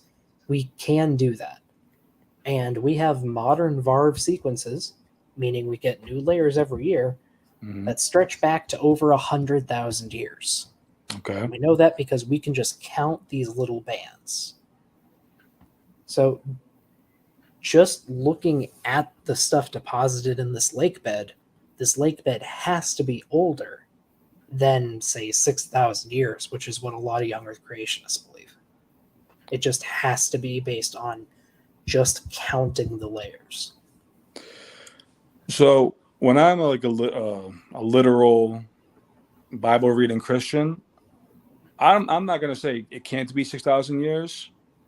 I actually had my own dates where I could think it's in the thousands. Doesn't have to be 6,000, because when they do the genealogy, who's to say that they didn't skip any maybe non-essential names, right? So I'm not going to say, it's 100% 6,000 in 4 years or whatever they say. Sure. But to me, even if it was something like 50,000 years, that's way closer to 6,000 than it is to 4 billion. You know, a 4 billion number to me, again, we were talking about when I was a child or whatever, but 100% sure in the last 300 years, they inflated that age of the Earth. It did used to be millions. It used to be hundreds of thousands, then millions. Now it's billion. You know, they keep. It's not that we inflated it. We found new data that helped us revise our estimate. Just as radiometric techniques got better and we got access to more samples. And the more samples we find, the age is staying pretty constant, and it's stayed pretty constant for a few decades. It's just getting more and more precise. And older rock formations, for example, and we started dating meteorites, which we couldn't do before. So that's just an example there. Right, but zooming as out for the soft tissue in dinosaur bones, what we found are microscopic scraps of a very durable protein. I think it's a protein called collagen. Yeah. Which has been bound with iron. Yep. If I'm remembering this correctly. Yeah, it was iron. And yes. that iron has helped produce a preserving agent. Right, and that to me is a big what if it's, you know, if iron did help it along those ways, and then the fact that they're asserting that like it definitely did, to me it shows a big bias. So that could be fair if we didn't have experiments showing that this was a viable method for collagen preservation, and we do. But what would be the bias from Mary Schweitzer, who is a believer? She's not a young Earth creationist. She's a Christian, but she's not a young Earth creationist, and a lot of Christians. She was when she started. It was the evidence she found in the studies that convinced her otherwise. I don't believe so. So a quick backdrop to that. Even though I'm from New Jersey, I did use the truck, and I've been in almost all 50 states, and I was actually in Montana where that happened, and I spoke to people in that area, and apparently it's a huge local crazy event that happened when it initially transpired. The people that were in typical secular science, they don't want to touch those fossils until they were able to relabel it in the way they wanted to. And I got that from a lot of locals, and I don't have that recorded. You don't have to believe me, of course, but that is true. I don't care what locals say. What I care is what Mary Schweitzer says, who made the discovery, who has had it reviewed, it has been confirmed, and she said it doesn't matter what they find, it doesn't change the age of the fossil. Yeah, here, if you can see the stream, Diaz, I'm just gonna show this. Well, hey, before you do that, I got to get going. Mrs. Desk is home. Fair enough. Have a good one. Thanks for coming on. Hey, and I hope you can stop by the captive desk sometime there, Doctor. Oh, hell yeah, sure. You're always welcome. Andrew's been by, Mark's been by, Grayson's been by, and yeah, I'd love to have you come by sometime too. Sounds great. See you later, man. And everybody have a good night, And good talking to you too, Diaz and You Andrew. too, man. You know, I'll Dave. see you around, brother. Have a good All one. Alrighty. Have a good one. Take care. Anyway, Diaz, can you see the stream? I'm holding my cell phone. Let me zoom in here. Hi, Jack. I'm married. Okay. Yep. So this is a quote from Mary Schweitzer. She started out as a young Earth creationist, and all her mentor did was show her the evidence. And just seeing the evidence laid out like that, she had to accept that the Earth was older than she thought. Yeah, She but was a young Earth creationist Christian. that's what she says. I don't really believe it. Well, I don't really believe it. I've seen. Yeah, and here's another thing with what I grew up with. Okay, I grew up in Northeast Jersey, right? I used to work in Manhattan. Now I live in Central Pennsylvania, where I see the same issue here. And this is my worldview interpretation, is that most people are not actually what they think they are, and that goes on both sides. Whether you say you're a Christian, atheist, Catholic, Muslim, okay. And when some people say they grew up a certain way, yeah, they picked what their grandparents were. That doesn't mean they actually were that.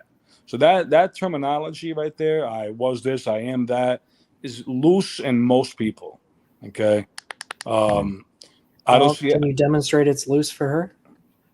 I'm generalizing, admittedly, but because what we have here is what she says about her own life, and which she is probably an expert about, versus you asserting, well, she might not have really been a young Earth creationist to start with. I don't believe that if she stuck with that, she would have been as famous as she is. And that's where I believe she was so quick to let that go or sell the story as it was.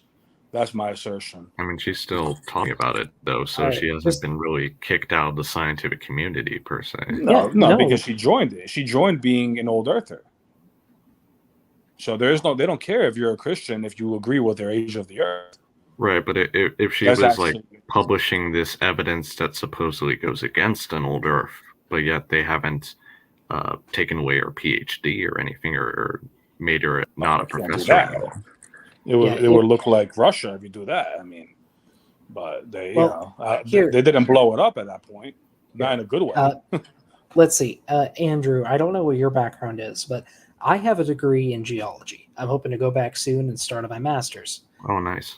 I've met a lot of people in the field of geology. I've met a lot of people in the field of biology. 99% of them do not care what your religious beliefs are, as long as you can produce good science. There are actual young Earth creationists, actually a lot of them in engineering, who have produced stellar work in the sciences. Oh, yeah, yeah. We don't like Michael care Beasley with as long as your for example. science works. And that science you're talking about, does it ever go against an old Earth when you call it stellar science? So the science they produce is based on evidence they collect. If they cannot find evidence for a young Earth, that doesn't mean there's an innate bias within the field. It means that there is no evidence for a young Earth. I'll give you another example. With the dinosaur file, are you familiar with livescience.org, I believe? I've heard of them. Okay, so here's another example to what people call a conspiracy, and forget the locals in Montana that I came across when I was trucking. Here's another example you may not believe me on, but I know about 10, 12 years ago, there was an article there. It was actually after the discovery, right?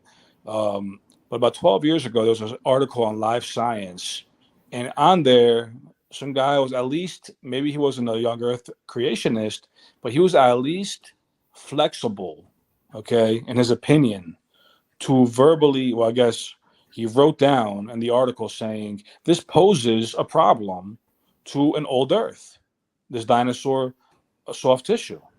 And I know I've seen that article. I know I wasn't drunk or high or anything, okay? I've seen that multiple times. And if you try to find that now, you can find Live Science has an article on that. You cannot find that guy's article. It's gone. They don't want anybody even reading such a thing. So yes, that kind of ties into what I'm talking about with this woman who, Well, she you makes have this to nice be a story. little careful there, though, because it may not just be the fact that he's making a YAC claim. For example, if the quality of his methodology isn't up to par, for example, if it's got some flaws there that maybe he didn't catch, then it could have been revoked that way. Like that happens in the peer review literature all the time. If your science doesn't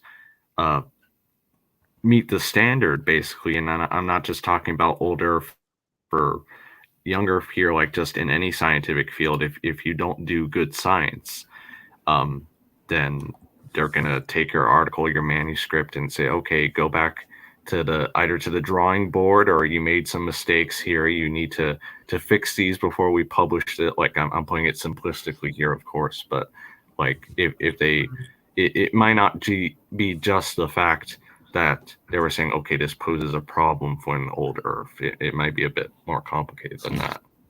You know what it is have you ever been at a workplace and you were either in the in crowd or you were the outsider?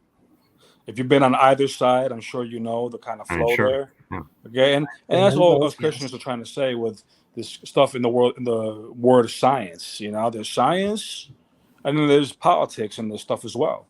You know, and I believe they finagled this woman to say a lot of things, to sell it nice, to make it look genuine. But I think that's kind of what it was. I think that they finagled it. That article on the LiveScience.com. That's how I knew about the iron and the collagen, because they even said they presented the science as the people stated that the hypothesis is the iron, the mineral iron, is what preserved this for the millions of years. So he didn't. Number one, the guy wasn't even saying that the Bible is true or young Earth is true. He simply says it poses a threat to the old Earth because this is I think that's pretty stellar reporting. He's not saying that it's definitely a young Earth now. He's saying this poses a threat. I don't think there's anything wrong with that. I think that's being fair, a fair scholar when you're writing things down. And that article completely disappeared. What's up with that? That's not right. He didn't twist the science. Okay, Well, I'd have to look at that specific example. But you're not going to find it. That's the point. It was let's- around, and now it's not. All right, for the sake of argument, let's say that there was fresh tissue found in a dinosaur bone, and the dinosaur bone had to be less than 6,000 years old. Even if that is true, that doesn't negate all of the other evidence we have for an older Earth. So what would the next bit of evidence you have for a young Earth be? I think there's a lot of different things people talk. Okay, well, I know you're going to have an answer to this because here's the thing, both sides have an answer to everything, right? They at least think they do. So I could say something like, seashells and Mount Everest, and I'm sure you guys are going to say something over millions of years, the mountains grew and they came up and they start, I know you're going to have an answer for that, but that's why I'm trying to talk about the presuppositional apologetics here, where both sides are going to interpret the evidence to whatever they want. That's why the way I start, I don't want to rabbit trail your show, but that's why when I started on this, when you guys kind of rabbit trailed me a little bit about the Bible being the most sold, stolen, given book. I was never trying to say that because something's popular, that means it's true.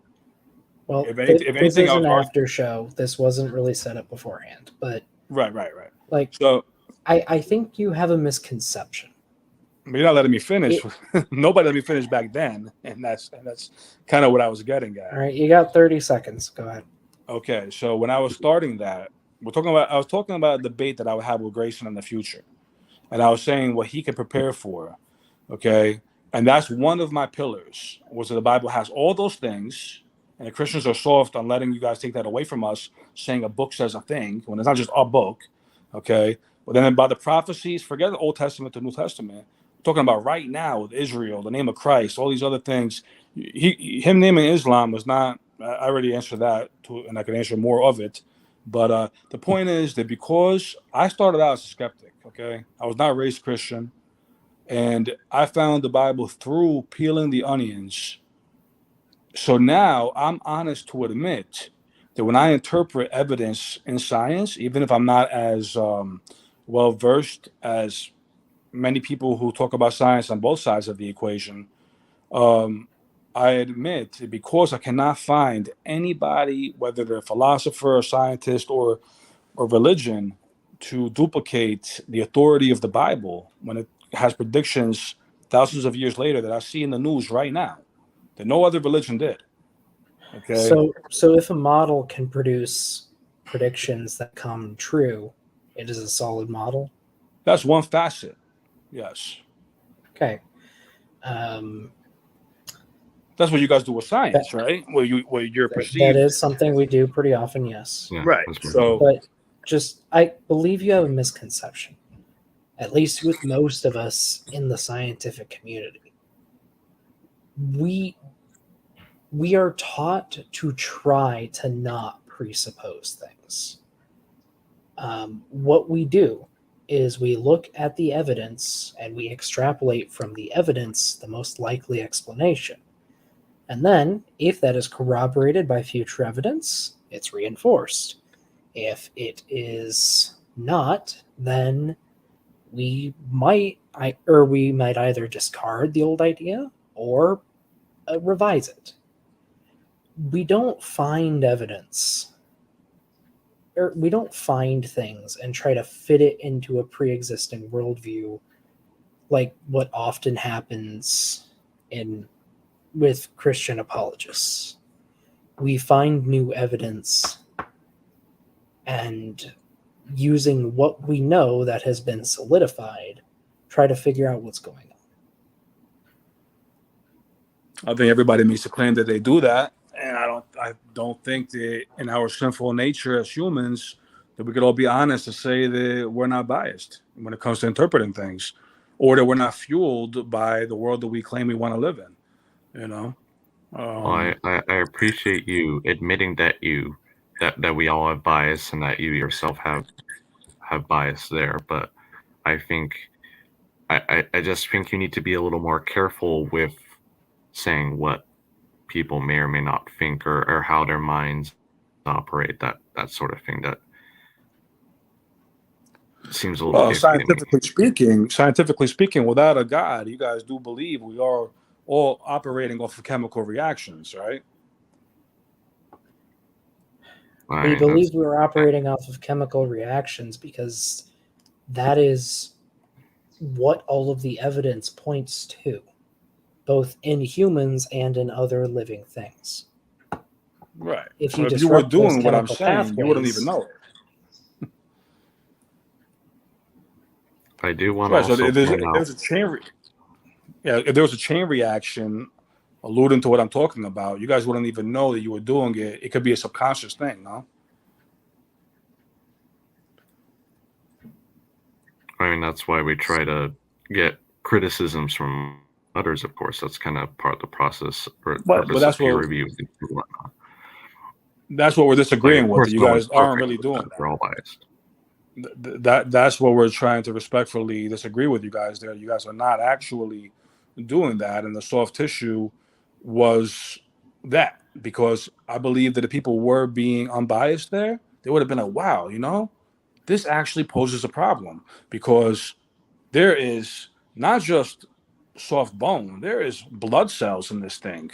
There are not blood cells. No. There are not blood cells. There is heme, which is a degraded remnant of the hemoglobin, blood cells. Yeah. No, not hemoglobin, heme. It is a very much degraded iron product. So when Mary Schweitzer found those collagen fibers, and I want to re-stress, these are microscopic fragments of one of the most common parts of a bone. And they tend to be the most stable parts. One of the largest land creatures ever found. Like, we have these tiny, tiny, tiny remnants left behind. Like, when this was first found, what the scientific community wanted to do was figure out what these were and how they got there. And, well, some people floated it could be contamination. Mary Schweitzer did it again. No, not contamination. Some people thought it could be other things. Schweitzer did a ton of different experiments. Other scientists did as well, all coming to the same conclusion that no, it is collagen. They are collagen fibers. And then we set about finding an explanation for how these could be here. And whether you like it or not, we did find an explanation that appears to work. And just saying, well, I don't believe that, isn't evidence against it. Right. I actually just looked it up right now, and there's plenty of articles talking about the remnants of the blood cells, and so there's remnants, and that's right. Yeah, But so remnants of blood cells isn't the same thing as blood cells or blood vessels or whatnot. okay. But the point is, if you don't find it elsewhere all the time, you find it for something that is that old. The fact that it was not even a pondering, maybe you were wrong. It shows. Well, I mean, to be fair, the point of paleontology is to find fossils and study them. You don't typically soak them in acid for weeks and find whatever remains. Like, that wasn't conceived of before. But now that we are doing that for some of these fossils, yes, we are finding some of these soft tissue remnants. Right, and that should spark an interest in rerouting things, and that's kind of where we're talking about that. If you guys are truly unbiased, you wouldn't be afraid to unravel and go backwards in order to go forward, and that's what we're seeing here. And that's what we're saying. If science is truly an observation of data, right, then that should be what we're seeing, and we're not seeing that. Well, the last thing I'll say on does 1 + 1 = 2? Does 1 + 1 = 2? No, that sounds very semantical to me. I don't want to answer. Does 1 + 1 = 2? Can you please just? I don't want to answer semantical. I don't want to answer a semantical question, but yeah. So that's basically what we're talking about. My question to you about the 1 + 1 = 2 is: you're saying in science we constantly evolve to find a better method of interpreting data, right? To get a common consensus. You saw that. No, I didn't see anybody say, "Wow, that is crazy." We might have.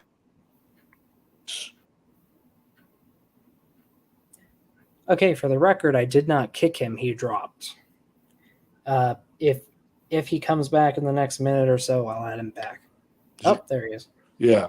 So I was saying, coming from a neutral standpoint, that's what you want to see. You want to see somebody who's not afraid to take that and not be intimidated by it. Well, I mean, sure, but that's what me and Doctor were saying, though, is you don't just throw out the rest of the body of evidence that you already have versus this one data point. You try to find why this one data point is the way it is and go from there. But you don't start from scratch. But you just said it. You try to find it. I really want you to understand. Finding scraps of collagen is not a problem for an old Earth. It is a mystery to be solved. That's all it was. You just proved it. You just proved your bias just by saying that. It's literally just never going to happen to you.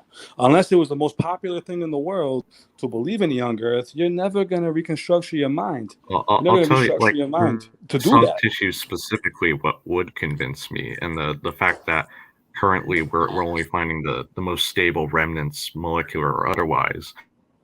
But like, if the world were actually 6,000, 10,000, whatever years old, if we were tens of thousands of years old, even, because we do have, for example, frozen mammoths from back at that point, then the soft tissue in its actual full glory from these dinosaur fossils should be all over the place.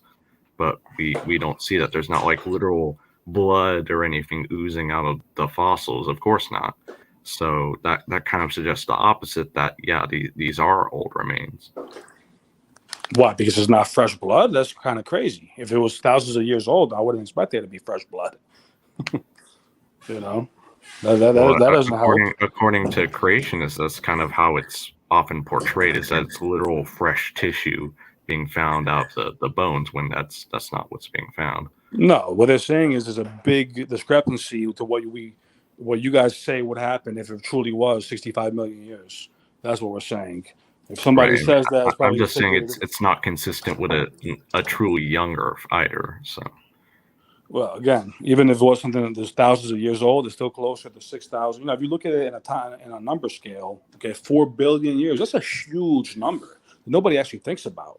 You know, and I get it, dinosaurs is not 4 billion and 65 million, but even that's a very, very big number. I mean, you know, and that's kind of why I feel like the indoctrination really stretched out our minds to think that we're closed-minded if we don't accept that. I mean, that's a very big news. Think about the last 1,000 years of everything that happened.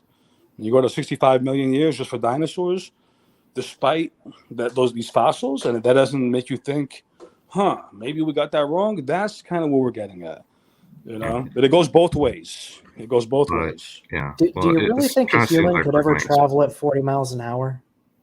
What was that? I don't think a human could ever travel at 40 miles an hour. The most a human's ever been able to get to is about 20. I don't think a human could ever travel at 40 miles an hour. That sounds like impossible. Kent Hovind's right there. I'm reflecting your argument right back at you. So if it sounds like Kent Hovind, that's your problem. Just because you are incredulous about something does not mean it is false. You basically admitted that because of your view of other evidence, you're going to take this and you're going to fit it so it goes into that. You admitted your bias, so you don't even see it. Because that's how basic statistics works, though. Oh. Again, I did not kick him. I guess his connection's just bad. Yeah. Looks like Beamsy wants... Oh, there he is. Yeah. Here, you're back. Hey, Beamsy. He's using a phone, so as he's moving around, that's what's dropping him. Yeah.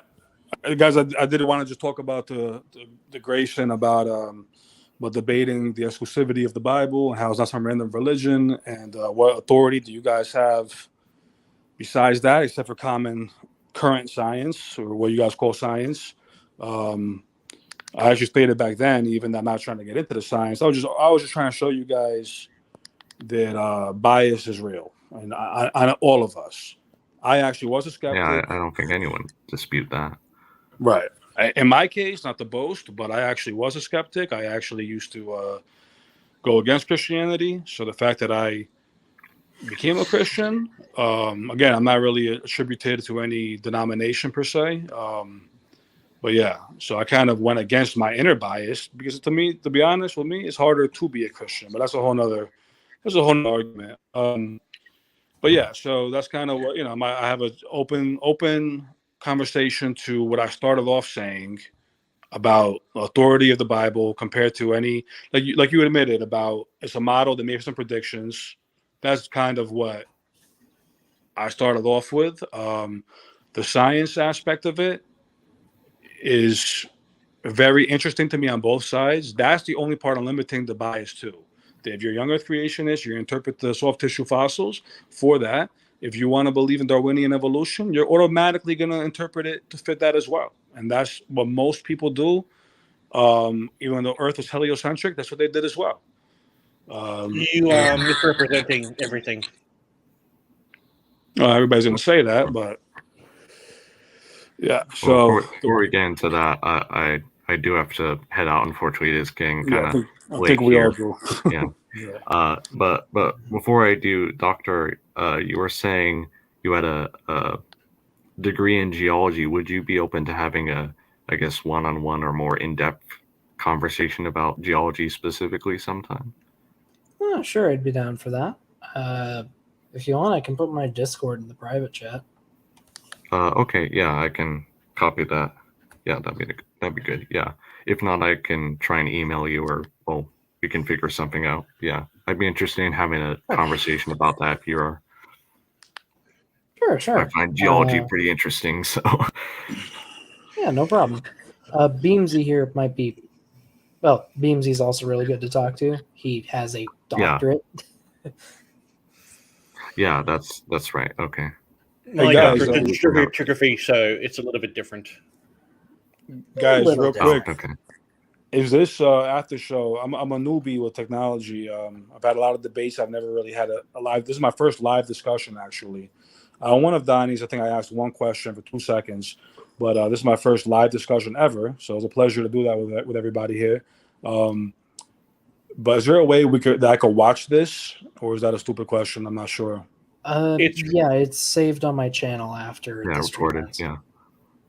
Oh, saved on your channel, Dr. Dino? Dr. Dino.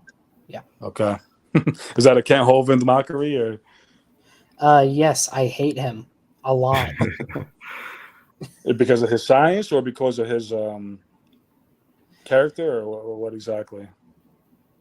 Because he's an absolute garbage specimen of a human being. And if you're curious about hearing why, feel free to join us next Monday for stream on Hovind. Nice. And he doesn't use Okay. science, and he's not a doctor, so... Yeah. I am more of a doctor than him. He's a controversial figure. Yeah. It's nothing like controversy. He's just a scumbag. No, I'm not going to agree. There are certain things I don't agree with, but there are a lot of things I do agree with. But yeah, so... Yeah, I'm not gonna rabbit trail into that. I respect him in ways you guys won't. Is all I'll say. But Well, if I was I on your side appreciate. of the fence, Yeah. I Well, understand. I will say I appreciate your politeness and cordiality in the discussion so far. So yeah, likewise. Yeah, it's been a good conversation, I think. But anyways, I'm gonna head out for now. Thanks for having me on, Dr. Dino. Thanks for everyone else joining and being able to talk with you guys. Have a good one. Thank you. Do you have a channel or anything you'd like to shout out? Not a channel of my own, but I do tend to hang around one called Answers in Atheism. Used to go by Speed of Sound of Gravity, but that's the one I frequent most often. Every once in a while. So. Well, hope I see you around again. Yeah. Good seeing you. Hope see you again in the future. All right. Okay, later. Take care. And he has left again. Oh, well. I was going to go into the aspect of what he represents is we don't have the same aspect of a bias. We have the basal assumptions, and that's the extent of where science arises. And that's not a bias. It's admitting that we make particular assumptions to exist within the universe. Yeah, and I was gonna when I asked him, does 1 + 1 equal 2? I like my analogies. People might have caught on to that by now. But I was going to say, 1 + 1 = 2. It does now. It did a decade ago. It did 100 years ago. It did 1,000 years ago. It has for a long, long, long, long, long time.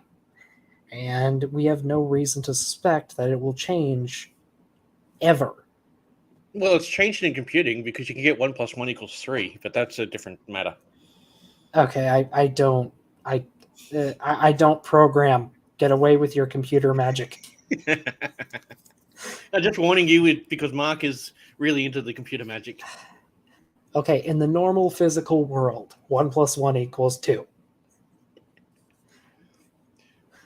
And when we have something like that, or we have stuff like that in the sciences, where it has just been proven correct innumerable times that we don't have a need to question it, because every time we do question it, we always come back with the same result. Yeah. Science tests itself a lot. But oh boy. I am tired. It's almost 1 a.m. for me. Science is more a matter of what we don't know more than what we know, because we don't really care about what we know. We want to know something we don't know. Yeah. And seeing if it corroborates or tears down what we already know. Yeah, that's the more interesting part in how to get famous. Yeah. Like Mary Schweitzer. I don't think she'll be forgotten for a long time. No, she, when I was first wanting to, get into science, she was one of my personal heroes, because, holy crap. Well done, Mary. Seriously, I doubt she will ever see this, but well done. I was just going to go into the aspect of the way the strata is formed, and then explain to him that there's no possible way that strata could be anything other than what we observe, unless you can give a way that it forms abnormal to what we can understand. Mm-hmm. Like I tried to explain varves to him earlier, but I don't think he really got that. I was just talking about general strata formation, not necessarily varves. Varves are a good indication of cycles, but the way that sediments lay down, sediment solidifies, then it lithifies, and then it becomes rock. Yeah. That process takes a long time, and there's no way to speed it up. But cement. The cementing process can happen rapidly. It's the lithification process that is the difficult part to explain.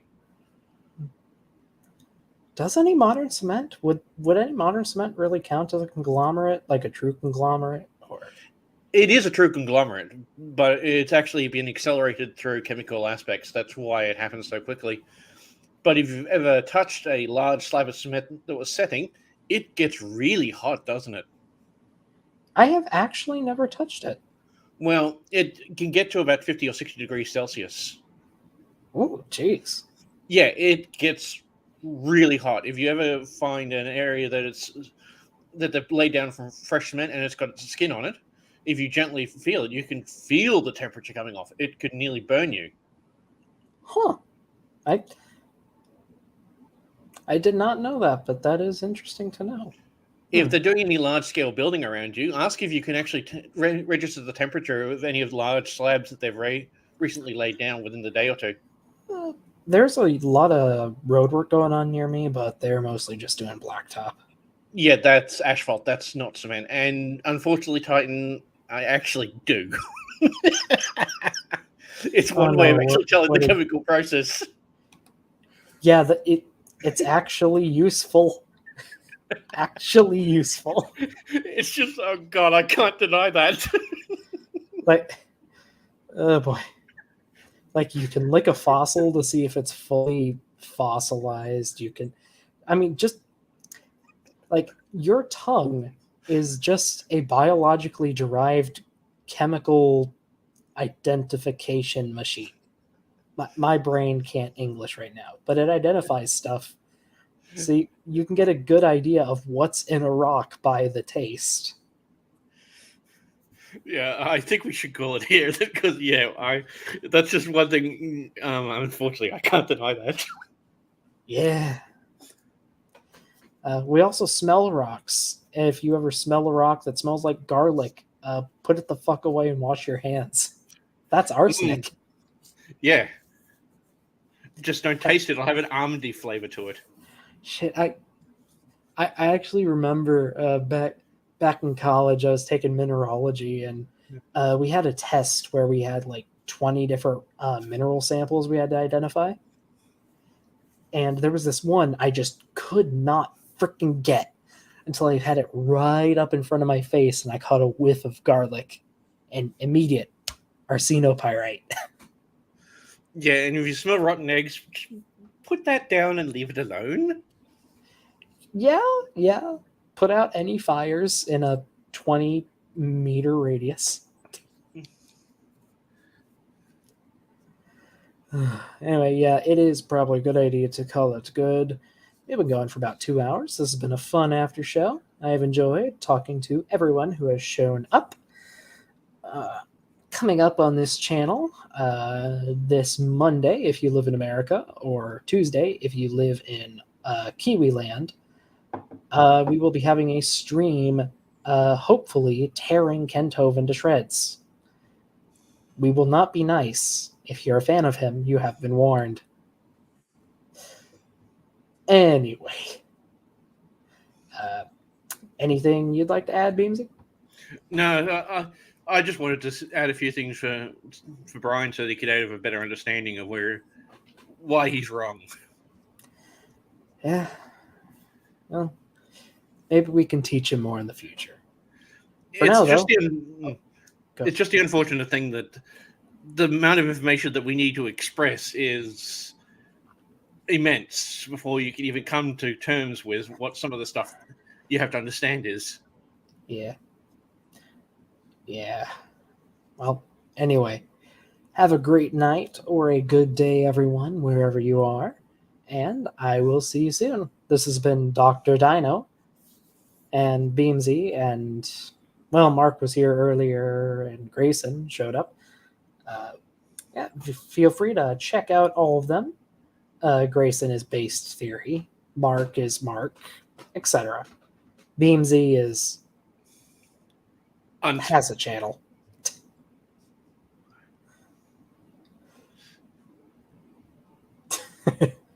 Anyway, later.